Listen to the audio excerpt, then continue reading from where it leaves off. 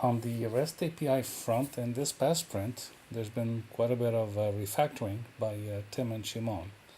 The API have come a long way from its modest beginning since it was introduced about 2 years ago.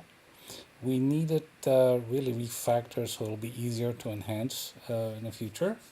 So the primary goal for the refactoring is to move the monolithic API controller to an OO model with collection-specific classes that inherit generic methods for collection and resource actions. Here I've listed some of the refactoring done so far.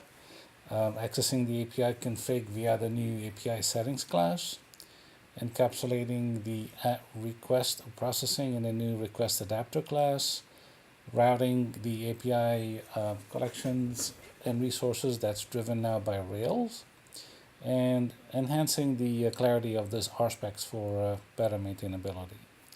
So this refactoring will be going on for a couple of more sprints. Okay, so next we have an enhancement made by Kevin to add support for report schedules. As shown in the first example here, we're posting a new schedule to an existing report. Some of the schedule parameters include name, enable, description, start date, and interval. The next two gets below, they show the ability to query all the schedules for a particular report, or simply getting a specific schedule for a report. With the next enhancement made by Romain, we now have the ability to approve and deny service requests. This is essentially done via the approve and deny action posted to the specific service request with a reason for the approval or denial.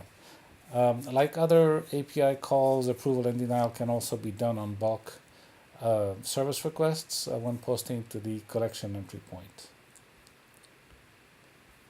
Okay, next enhancement here, Alon made an enhancement to the REST API where we provide access to the OpenShift container deployments via the new API container deployments collection. For creating the container deployments, the data needed can be fetched by getting the specific container deployments resource. Shown here, it's named the container deployment data.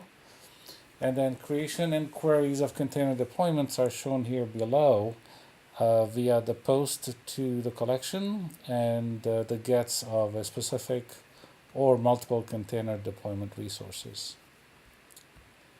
Okay, and the last enhancement here made by Jillian from Chris Case's team. She's added support for virtual templates, and that's provided via the new API virtual templates entry point. Full CRUD capabilities being provided here as well as the new provision action for provisioning a specific virtual template. And that's it for the REST API changes in this sprint.